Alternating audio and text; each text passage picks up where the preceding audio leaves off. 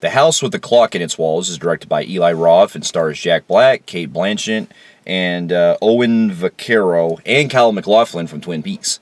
And this movie is set in the 1950s, where you have a boy who is orphaned, who goes to live with his uncle, played by Jack Black, and he discovers he's living in this house that's basically full of like some weird stuff going on, where it's pretty much coming alive. Kind of reminds me of Fantastic Beast. Yeah, it's like a house that does supernatural, like cool shit, like tricks and magic and all that. Well, it also kind of reminds me a little bit of Pee-wee's Playhouse, yeah, with the chair. Yeah. But anyway, basically, if you've seen the trailers, there's something that happens to where, not going to go into too much detail, but something, due to a dark history involving Kyle MacLachlan's character, there's forces that come back to life and are haunting the house. And basically, the whole gist of it is that the boy is trying to be trained by Jack Black to become a warlock and to do magic and everything. And then compete against him. Yeah. So now, here's some backstory. Now, from the trailers from this movie, it actually kind of got me a little bit curious, because I like these whole kind of like magic type of movies that do this. Yeah, like plot. these kid movies, like fantasy stuff. You know, you had stuff like in Harry Potter and all this. I get an enjoyment out of it. And the visual effects in the trailers look good. I actually was anxious and hoping it was in 3D, but unfortunately it's not, so. But I also got the vibe that you got a mix of all that, along with, surprisingly, this movie had kind of a Goosebumps type of feel, because of also, yeah, from a few if I years ago was to compare any fucking movie to this film, would be the Jack Black's Goosebumps that came out a couple years ago, which I thought was a pretty decent film. The only difference is, thing sometimes I have an issue with is sometimes it is too for kids. Yeah. And I'll get to that in a second. But and shockingly, yet this was directed by Eli Roth. And his first family, movie, and not only that, his first big budget blockbuster film. Yeah, because if you know, he never really did blockbusters. No, because Eli Roth, if you know him, he's known for doing a lot of gore films like Cabin Fever, Grindhouses, stuff. And hell, just earlier we had the remake of Death Wish that you. And I will tell you now, I find that film to be underrated. I was actually pretty shocked on the entertainment value I got with that, despite it did have flaws. And I will say that he's had a pretty good fucking year. Yeah, I will say that surprisingly, I feel like with him actually not writing and instead sticking to directing, he's actually better off doing that, because it shows that he's actually talented. And I think that this movie proves that he can still take other genres instead of doing just, horror movies. And in the end, this film, it wasn't a bad movie. It was it was just enjoyment. I guess you could say that. I guess it wasn't my type of film, so I can't really crank this movie that bad because of that. Yeah. But for what I saw, it was a pretty decent film. I mean, it was like Goosebumps. It was enjoyable. And I'll tell you right now, if you have kids, they're gonna love it. Yeah, definitely. And to get my pros out of the way, Jack Black, I thought he was great. Yeah. I liked the banter with him with and Cate Blanchett were cracking me up throughout the entire film. I did too, because Cate Blanchett's character is basically the next door person who does magic as well. She's basically a witch type of she does witchcraft.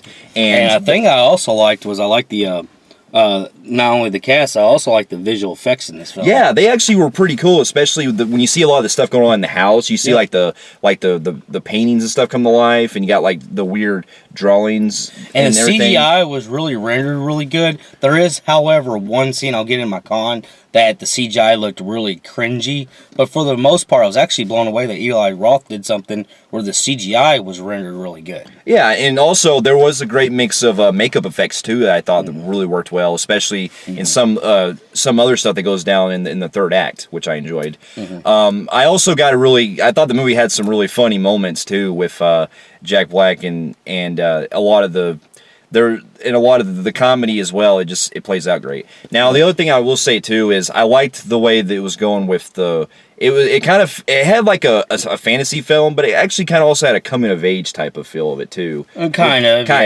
Not really strongly, but yeah, it does. And I'll tell you right now, what also I just now noticed something on my way home. I will tell you this, that you know what it kind of felt like? What? It felt like I was watching back in the old times when Disney used to do Presents movies, and it felt like I watched a well done Disney's Presents. If you guys remember early 2000s, and in kind of late 90s, Disney was actually pretty fun channel. They used to do movies, Yeah. And they would come out Disney in special Channel movies. Yeah, they'd come out on certain like big events like Halloween. We had Halloween Town and all that. Yeah, I got Something you. like this feels like it could have came out around that. Yeah, definitely, and I think it really it has a lot. It has a lot of heartwarming moments too that I really enjoyed, especially a lot of the backstory involving the kid and his parents and stuff. Yeah. And I also got really into Jack Black's backstory, the way it went along, because you see some of the history that goes on with him and Kyle MacLachlan's character, and I thought that was very, it really got you into the way the story went. And there really isn't much to talk about because other than that, it is a very simple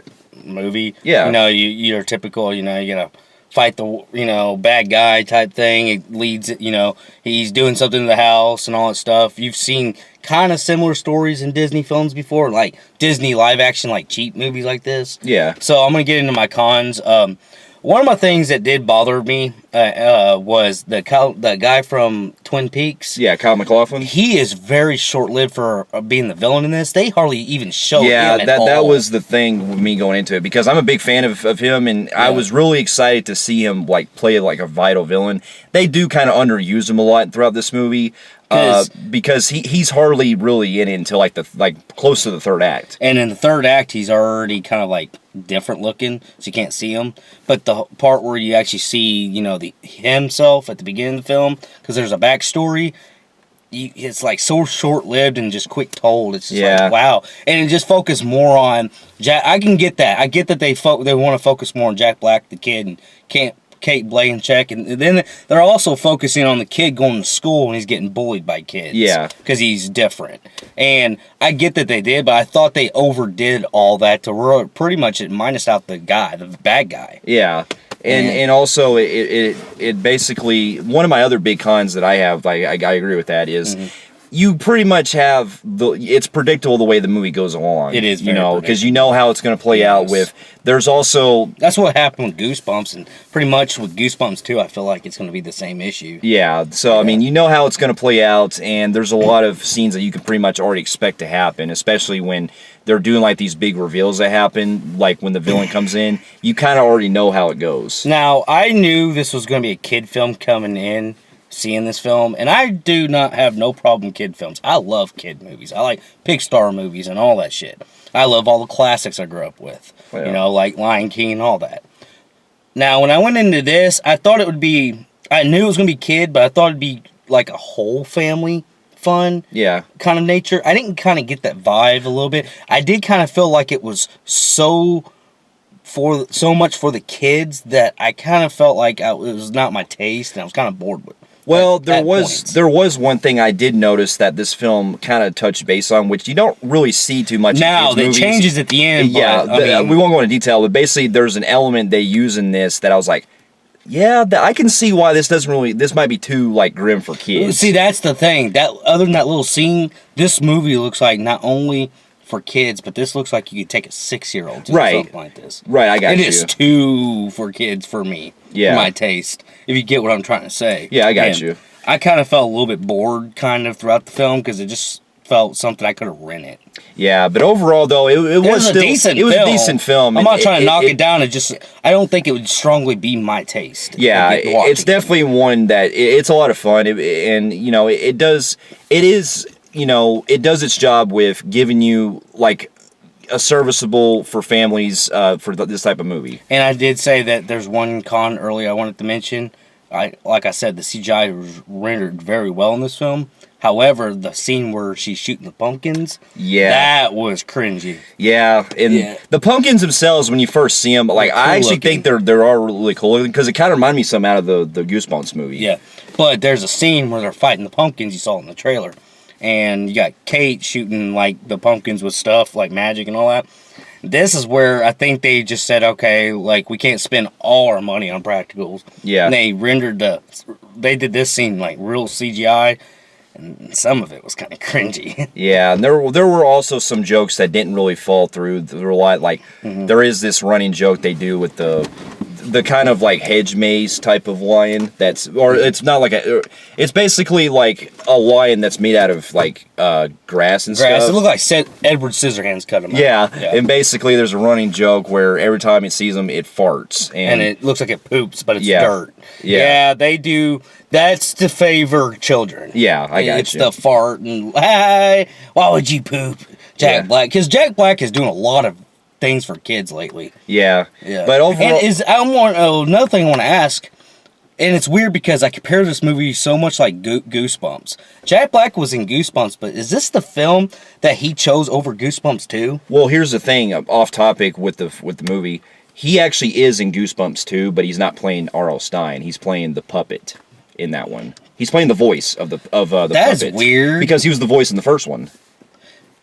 He was, but he was R.L. Stein, but in this one... No. He played both. In the first Goosebumps, he played both. I know he played Stein both, but why couldn't he not play R.L. Stein? I guess because of the way the script wrote it, I guess. No, he said that director, I think, read that the director said that he didn't want to play R.L. Stein because it was such a big role, and he was in the process of making another film, which I think it was this one. It probably was, yeah. It was probably this one. So it's like he just went from one Goosebump movie to almost one that was the same as Goosebumps. It's like, yeah, maybe. I thought it was something big is why he turned it down, but, it's all the same, really. Yeah. But other than that, it's a good rental. It's a good family night, a good popcorn flick. Just go home with your kids, lay back, put it in. I wouldn't say it's a must rush to theaters. It's not. No, it's definitely one I could rent from like Redbox or Netflix. It definitely, if you have kids at home, they're for the most part, I think they'll get a kick out of it. So with that, I'm going to give the movie an average Joe on the Film Freaks meter. I'm going to agree with him, average Joe on the Film Freaks meter. Fair enough. And for those of you who have also seen The House with the Clock in its Walls, let us know in the comments below of what you thought about it. And if you like what you see here, you can feel free to like, subscribe to our channel, and check out some of our other reviews here on filmfreaks.com at our website. And we'll be seeing you in our next review. We'll see you later. Later.